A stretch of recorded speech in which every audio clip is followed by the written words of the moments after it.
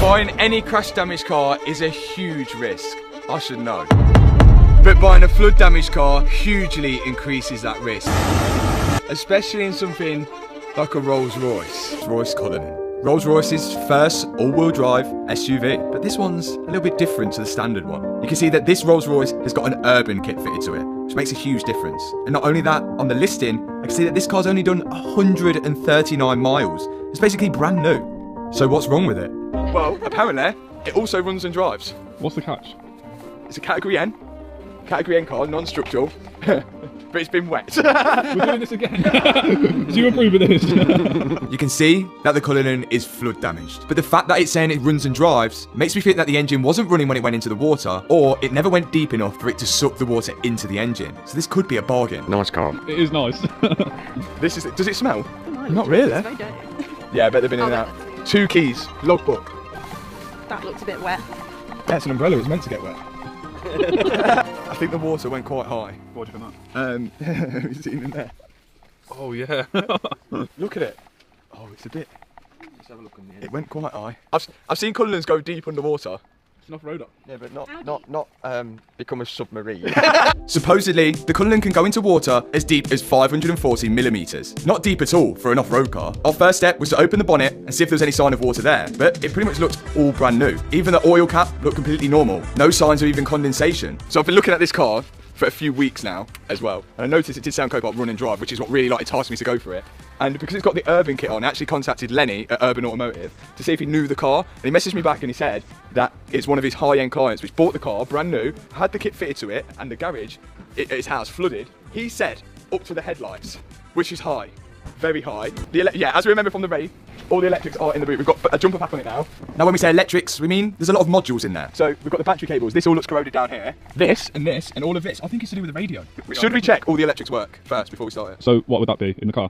Well, we know Rolls Royce and BMW make good cars. How good? We're about to find out. I also Car Vertical checked this car as well to check that all the history checked out. And when I put the VIN number into Car Vertical, it come up that the car is registered as damaged as Category N, which they have to categorise a flood damaged car anyway. But also you can see that it literally only had one owner, and then the mileage checks out at 139 miles. It's not gone anywhere, and then it's come straight to here. So we can see the full history of the car, and there's nothing dodgy on it. Whether this car runs or not, we're about to find out. But I do want to find out whether the electric works, because this could be the best Christmas treat ever. Right, will the seat move? So we've got two jumpers on. Oh. It's not looking good for my seat. It did work. Oh, it's on. Oh, it's It's like it's not got enough power. Yeah. Oh, and no. And then off. But all the radio stuff is in the back. So can we get accessories? Yes. We've got ignition. This thing doesn't seem to want to stay on. And the seats don't want to move, which could be an issue. Deciding factor, does the headline work? Rolls Royce known for the stars in the ceiling, but unfortunately, not on this one. It's doing weird things at the minute. Apparently it starts. I've gone for it. What happened? Oh. Do we just keep going? It was reluctant, but eventually, it did go. Smooth. Runs well smooth. Why is it That runs smooth. Yeah, it just sounds like a normal Rolls engine. Engine lights on, and we've got a lot of faults on the dash, but my seats still don't move. And I can't reach the pedal. All the faults are electrical, which is not ideal. I don't think any of that's going to work. You also get TVs in the back of the seats, but being that the seats weren't working, I can't imagine the TVs would either. Which is huge. What's your thoughts? It's a really tough one. It could be a few clean-ups and things work. Seats is an issue. Oh, the door doesn't close either. There's also a button underneath the dashboard which allows you to automatically close the doors, and that wasn't working either. But on the plus side, the engine's running and the ride height control was working as well. We could raise or lower the car. Are the headlights working? Yeah, headlight. Yeah, they're working. Yeah, and full beam. Okay. So some stuff's working. Now the thing with this Rolls Royce compared to the other cars, this car had a buy it now price. And the buy it now was £162,000. Less than half the price the previous owner bought it for. But before I committed to buying it, I wanted to scan the car for fault codes to make sure there was nothing drastic that was missing. And this meant turning the engine back on. Something. The good news is it's reading it. And then a lot of fault codes started appearing. We'll clear them all off, and then we'll see whether anything works again and what comes back. And surprisingly, there wasn't actually that many which come back. And a lot of them were all related to modules in the seats and in the boot, the lowest points of the car. All of these are all module faults, but there's not many faults anymore. So could it really be just a few faulty modules to get this car to work properly? If it is, then it's an easy fix. Start it again. See how reliable it is. First try. First start. But again, it was reluctant to start. BMW. At first, I thought maybe it's just a corroded connection from the battery to the starter motor. Definitely not got a ghost on, has it? Because this is exactly the same as what mine did, Yeah, in didn't the it? race, yeah. Remember when we did the Wraith, it did exactly the same. A ghost immobiliser is something people install to prevent people stealing the car when it's keyless entry. With a ghost immobiliser, you have to put in a special code, which can be a sequence of buttons inside the car before you press the start button to allow it to start. If you don't do it, then it could cause this similar sort of issue. It started and then not started, it started, not started, but we think it's got a ghost on it, and I didn't know whether he knew whether it had a ghost on it or not, and if he does he know the code? So I called Lenny at Urban Automotive to see if he could find out whether the previous owner had installed a ghost on it. I texted him, I said, has that got a ghost? He said, no, I hate them, worst thing in the world. No, it hasn't. Okay, alright, well that solved our problem then. But, okay, no ghost, but no start. Something wasn't right, so we decided to shut all the doors on the car, lock it, and then try again after we'd waited. So we know there's no ghost on it, so we can't figure out why it won't start again. We've left it to sit now, and I've had a think. I think the deal breaker on this car is going to be, if it starts and drives this time, I'm taking it home. How far has it got to drive? It's got to drive to the end of that wood, that post there. Okay, that's the And then we're taking it home. Okay, I'm excited. This is my Christmas present to myself. Loads of electrical faults. Yeah? Swapping. No, not swapping. You can't reach the pedals because the seat don't move. Neither can you. Right, let's get the jumper packs on again. Here we go again. This time though, it's for the car. Go. But it was still reluctant to start. I couldn't work it out. Starter motor must be okay, because it started the first time, unless there's some kind of electrical fault. So I got the reader out again to scan for fault codes to see if there was anything preventing me from starting the car. But I couldn't see anything. But randomly, Ethan pressed the button, repeat start attempt. And it went. Okay, let's see if it goes in gear. This is it. My Christmas special. Are you ready? Do it, go on then, send it. Ooh. Yeah. It's driving well good. The Calunin was actually driving. You gotta get it to that wooden post. We're making it. And it stopped. So after being fully submerged underwater, the car still ran and drove. The two main things a car needs to do. This is a beast. It's actually working. Yeah, look at that. Say hello to my new whip. This is mine. This could be the worst mistake ever. Oh, it could be pretty good. I really like it. So this is the first time ever that I'm actually buying a car from Copart and attempting to drive it home. And if you plan on grabbing a bargain from Copart, get yourself a membership to bid on the thousands of cars at the auction every day. And they've even joined up with the green parts specialist if you have to car parts as well. Here we go. Yeah, cruising. This is how you drive a colour. You look tiny because the seat's so far back. I can't adjust the seat. I've just bought myself one of the best Christmas presents I've ever bought myself that I never thought would ever happen. But unfortunately, it's not all plain sailing. My head's stuck. This car's only done 151 miles now, but we've still got a lot of faults. Remember, the engine only starts when it wants to, the seats don't work, there's no sound in the car at all, the display only seems to stay on for a couple of seconds, there's hundreds of faults on the dashboard, we've got no stars in the ceiling, the doors won't close with the button under the dash, and the spirit of ecstasy doesn't rise from the front grille. So we need to start fixing those faults. So far, it's doing alright. Made it to a petrol station, we cannot turn it off, we can't risk it. Look at that as a setup. Oh, That yeah. is mental. Did you ever think you'd have a Urus and a Calunin? No way. It literally smells like bacon. It did smell weird. At first, we thought it might just be some water from the flood that's being burnt off by the exhaust. We turned out to be so wrong. The Rolls still managed to make it all the way home, but I noticed a noise coming from the boot. Acid. Yeah. Is the battery not shorting out? Battery will set on fire. The battery was releasing some form of gas. That's not good, is it? No, that's not good. Turn it off quick. It's off. Car is off. That battery is stinking. It seems like it's overheating or it's shorted out. So I wanted to get it removed and away from the car as quick as possible. Is that swelling? I wonder if it's not swollen. And when it disconnected the negative wire off the battery, I realised how close we were to a fire. That is red hot. Ow, ow. That's really hot. I'm just hoping because of this, it hasn't caused any more damage to any of the other parts on the car. After we turned the car off, the battery seemed to have stopped gassing out. But just to be safe, we took it out of the car and down into the middle of the garden, as far away as anything as possible. Leave it there now. The time this time. The Rolls made it to the workshop with no problem. Of course, I'm still sitting at the edge of my seat because I can't move them yet. But it seems like we're gonna have to get it up in the lift to find out why this car won't start first time. But before we do that, I just wanted to check first that the battery wasn't overcharging now after I fitted that battery charge module. Oh, 14.5. Good. Which all seems really good. And even the auxiliary battery was charging at the right rate as well. And I even checked after the battery to see if it was losing any connection. 14.5, fine there. So we've got all the power here, no problem. Let's... Yay! He's still stopped. Wait, no, Matt, if you put your arms behind you now, you'll be like Carol. Oh. Yeah, that's it. Oh my god, look at the size of that! Wait, where is the starter? It's under there, look. Oh, brilliant. This will come off. We still can't get to it. What, so we took it out, we still can't get to it? Yeah. It's in the heat shield, Yeah, everything. that. 1:51 in the morning and we're still yet to see the starter days. motor. Motor. It's 2 o'clock. Right, heat shield off. There it is! There she is, look. If this spins every single time, with power going to it, then the problem is the connection to the starter motor. If it doesn't spin every single time, it's the starter motor. So that's what we've got to try and work out here, whether it's the starter motor or the connection. The connection does look... I don't know what it looks like in there. Finally, we got to the starter motor. But now, we need to remove it from the gearbox so we can test to see whether that's at fault or is it just the connection. Either way, we should be able to fix it from here. But I'm hoping it's just the connection that's the issue. What's your thoughts? Bit corroded. No, I think we just leave it as it is, and we'll send power down and see if it does exactly what it does when we start it. Because if it does, that's good news. We know it's the starter. So now we're going to send power down the same wire that the car sends the power down to see if we have the exact same issue as when we try to do it in the car. On the starter motor, you have a solenoid and you have the actual motor. Now, when you turn the key, it sends power to the solenoid, which then pulls down and makes another connection to the actual motor. When the solenoid pulls down, it pushes the actual gear out of the starter motor, which in turn spins the flywheel to start the car. So the first thing we're going to try is sending power to that solenoid. So we've got a wire going to the solenoid and a ground. Let's see what happens. Yeah. Seems a bit slow. Yeah, that's slow. Should be razzing. Yeah, that's too slow. That should be razzing. Yeah, it should be. So. How should it be? Razzing. Imagine you're turning over 12 cylinders. You need to be ready to go. You need to be on Red Bull. It seems slow. So what we're going to do now is put the power directly onto the starter motor to make sure that it isn't the connection that's the issue. That's terrible. very good. Terrible. Yeah, that is terrible. So now we're going to try something different. We're going to take the wire off the starter motor, and instead now of sending power to the solenoid, we're going to send power directly to the motor. That way it bypasses the solenoid. And if the motor spins fast then, we know it's a problem with the solenoid. Yeah, that's how fast it should go. That's on Red Bull. It's that's not making the connection in there. Do you know when that's that's flicking over? There's two terminals, one here and one there. Yeah. The solenoid flicks up and joins those two together. Yeah. So because it's got a big resistance between the two, it's only turning it slowly. So the problem is the solenoid. It must be corroded all inside of there, which is causing a bad connection between the solenoid and the motor. Well, it was worth taking the starter out after all. The good news is there was no way of doing that without taking all of that out.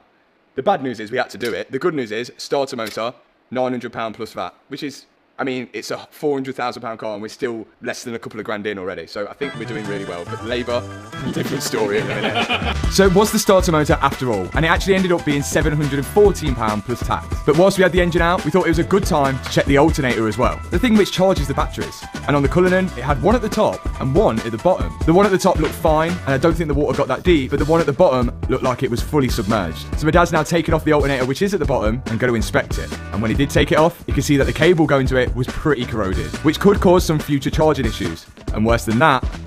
Oh dear. Oh, that's very bad. Spin it. It's not light, you know. The alternator didn't look great, but these aren't cheap. So instead of just jumping and going to buy a new one, we sent this off to be tested to make sure it was actually working. And in the meantime, my dad cleaned up the connection on the wire which goes to the alternator. Then, we just waited for it to come back. We've got the alternator back, it's been tested, and believe it or not, it works. Unfortunately, the starter motor, not so much. But this can go back on with confidence, which is great. So we can put that back on. And in other good news, the starter motor has arrived. And it's a BMW one. If we could have got the BMW part number, we might have found it cheaper. I'm happy now we've got a new one. So we can put all this on now and put this all back in. Let's go. Now we can put this full engine back together and back in the car. My dad's putting the alternator on and I'm putting the new starter motor on. If this works, then it's a £714 fix. Time for the engine to go in. I'm kindly positioned here so I can guide everything in place. This seems like the only... I'm sure this is how Rolls Royce do it, sure. Now, so far, we're doing well with this car, even though we did have to take the engine out. But I think for that specific reason is why the UK have a big problem with car insurance. Imagine the previous owner of this car got paid out his £380,000 that he bought the car for, and the only money the insurance got back off that was the £162,000 that I bought the car for, which leaves the insurance company £218,000 down. Where do they get that money back from? Well, the answer is from all of us guys. It only takes 218,000 people's insurances to go up £1 each, and they've got that money back. Now, I know some cars financially aren't worth repairing. I think the Lamborghini Urus was close to that. And because the insurance is paid out on both the Urus and the Rolls-Royce Cullinan, the Urus is now stamped with a Category S, as you can see on the car vertical report, and the Cullinan is stamped with a Category N, which will affect the future value of the car. Luckily, you can check whether a car's registered as damaged, or got any outstanding finance, or weird history about it with car vertical, and sometimes you can even see photos of the car when it was auctioned off at the car crash auction site. And just to be safe, I got myself a battery off eBay. This is the secondary battery which we found underneath there, which only had 10 volts, so we thought we'd replace it. So out comes the old secondary battery, and in goes the brand new second-hand one. Of course, another BMW part. But remember this year to always check your car out on Car Vertical before you buy it with the link in the description. And with my discount code, you'll save a nice bit of money on that check. A bit nervous now. Do you think it's going to start first time? Yeah. Yeah? Got faith? Oh, yeah. I think it will. Like, it shouldn't not. What do you think? Well, we've committed to it. We put everything together, apart from one cover to put more coolant in it. So we've committed to it, the cause. Like, I've moved the ramp out, thinking that it's not going to go back in there anymore. If it don't start, I don't know what we're going to do. You really think this is going to go? No problem at all? 100% first try.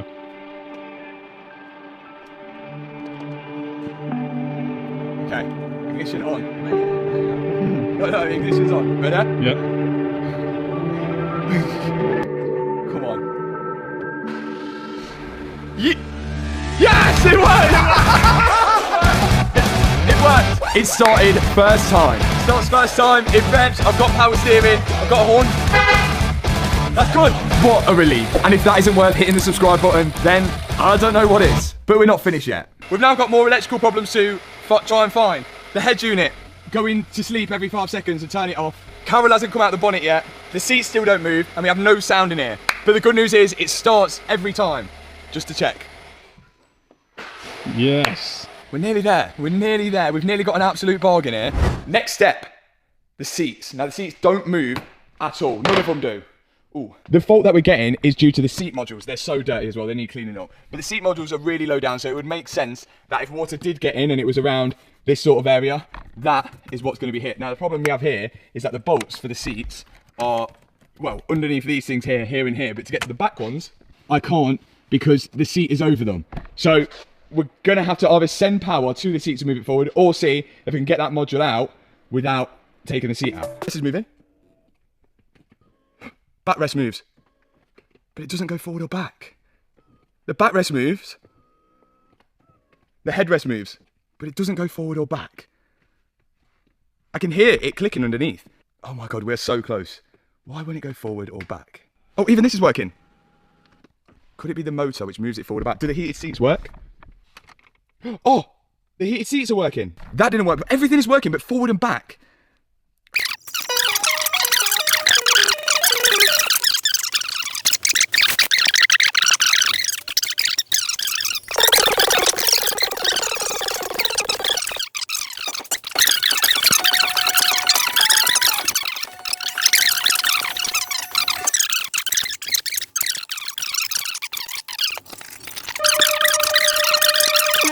The roads got worse. This is not good. All I can say is, don't stop because I won't be able to. These roads were bad, and the locals definitely know how to drive them. And we don't. Hey, we're literally getting up the mountain and it is so snowy. Look at the Calunin. It looks so good in the snow. Car's done really well so far and we're almost there. This is horrendous.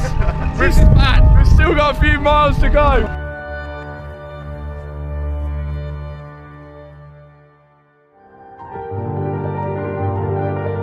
But it was all worth it on the other side. Andermatt in Switzerland didn't disappoint. And to see these two cars rolling into the village is really what dreams are made of. This really feels like winning. Only a week ago, we bought this flood damaged Rolls Royce, and it's now provided memories that we'll never forget. Light work for the Rolls Royce. Light work, it's done really well. It's done pretty good. All the way here, 1,013 miles, all the way to the Cheddi after being fully submerged underwater.